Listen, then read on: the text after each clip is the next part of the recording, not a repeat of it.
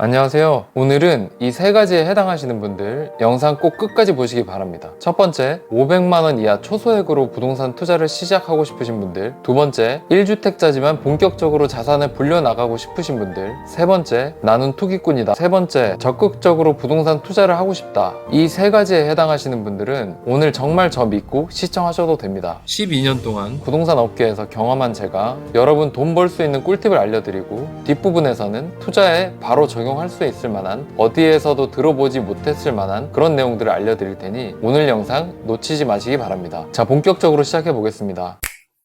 최근 부동산 시장의 큰 변화 중 하나는 전세자금 대출 규제입니다. 갭 투자자들이 전세를 맞추면서 매매 계약을 하는 경우도 있는데요. 이런 경우 전세 대출을 안 해주겠다는 얘기입니다. 그래서 많은 사람들이 이제 갭 투자의 시대는 끝났구나, 갭 투자는 점점 어려워지겠구나 라고 생각하시는데, 이렇게 생각하시면 이번에도 수익을 볼 수 있는 기회를 잃으시는 겁니다. 우리 특히 문재인 정권 때 많이 봐왔잖아요. 어떠한 강력한 규제로 한쪽을 누르면 어느 한쪽은 부풀어 오를 수밖에 없습니다. 이번 규제도 어느 쪽으로 이 풍선이 부풀어 오를지를 봐야 하는데요. 이번 전세자금 대출이 제한되는 것은 매매와 전세 동시에 이루어지는 거래에 국한됩니다. 이미 전세 세입자가 들어가 있는 매물은 여전히 갭 투자가 가능합니다. 또한 이런 규제로 인해서 전세 공급 자체가 줄어들 가능성이 굉장히 높습니다. 전세 공급이 감소하면 어떻게 될까요? 바로 전세가가 상승하게 됩니다. 오히려 전세 세입자가 들어가 있는 이런 물건들을 빠르게 캐치해서 매수하면 단기간에 시세 차익을 볼 수도 있다는 얘기입니다.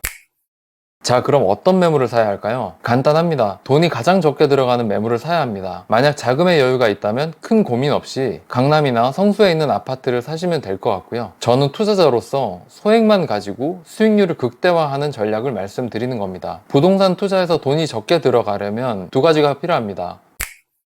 첫 번째로는 세금이 적게 들어가야 됩니다. 표에서 보시다시피 현행 다주택자에 대한 취득세가 너무 중과가 돼서 주택은 방법이 없습니다. 조정 대상 지역에서 2주택부터 취득세가 8%, 3주택부터 12%입니다. 시작과 동시에 8%에서 12% 정도 떼이고 시작하면 수익은 언제 봅니까? 신축을 사면 취득세를 면제해준다고 하는데, 이 취득세를 안 내려고 신축을 사는 건 진짜 정부 장난에 놀아나는 겁니다. 분양가 상한제 적용도 안 된 주택을 취득세 깎아준다고 사는 건 세금 안 내는 대신 건설사에게 눈탱이 맞는 겁니다. 세금을 적게 내고 자산을 불려나가고 싶으신 분들은 오피스텔이 맞습니다. 취득세가 무조건 4.6%입니다. 2주택이든 3주택이든 4주택이든 10주택이든 취득세가 무조건 4.6%입니다.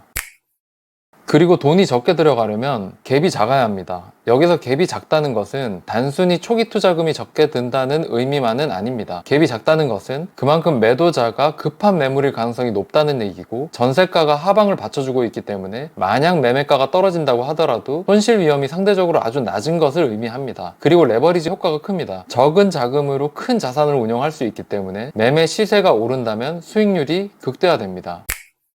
자, 이제 정리해 볼게요. 이런 가정들이 생겼습니다. 부동산으로 자산을 불리기 위해서는 지금 오피스텔을 사는 게 세금적으로 좋습니다. 그리고 그 오피스텔은 구축이어야 하고요. 매매가와 전세가의 갭이 낮은 거여야 합니다. 그러면 이런 매물들을 어떻게 찾으면 될까요? 이게 생각보다 쉽지 않습니다. 보통 어떻게 하냐면 네이버 부동산에 들어가서 매물 하나하나를 찾아봅니다. 매매 호가와 세입자의 보증금을 일일이 비교해 보면서 갭이 얼마인지 확인을 해야 합니다. 이것을 하나하나 반복하게 되니까 정말 시간이 많이 걸립니다. 게다가 요즘처럼 부동산 시장이 불안정할 때는 역전세 위험도 고려해야 합니다. 그러려면 현재 세입자의 계약 만료일과 같은 정보들이 필요합니다. 결국 이 물건들을 찾아보고 계산하고 부동산에 전화하고 이 과정을 계속 반복해야 되는 겁니다. 우리 같은 직장인들에게는 시간적으로 그리고 체력적으로 굉장히 어려운 일입니다. 그래서 제가 고민 끝에 특별한 것을 만들었습니다. 서울 내 500만원 이하로 갭 투자할 수 있는 오피스텔 실매물을 모아둔 리스트입니다. 고정 댓글에 링크 남겨둘 테니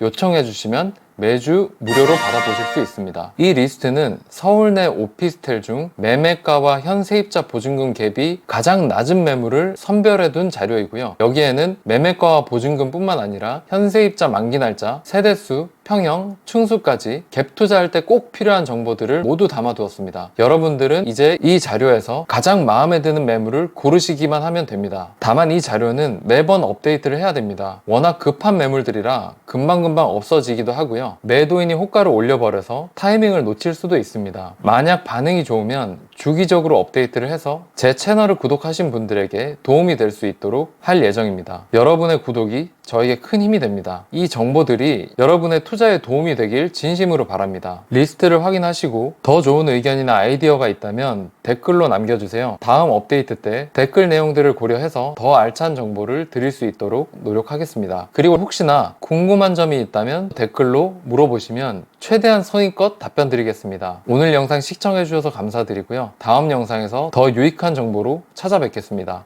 감사합니다.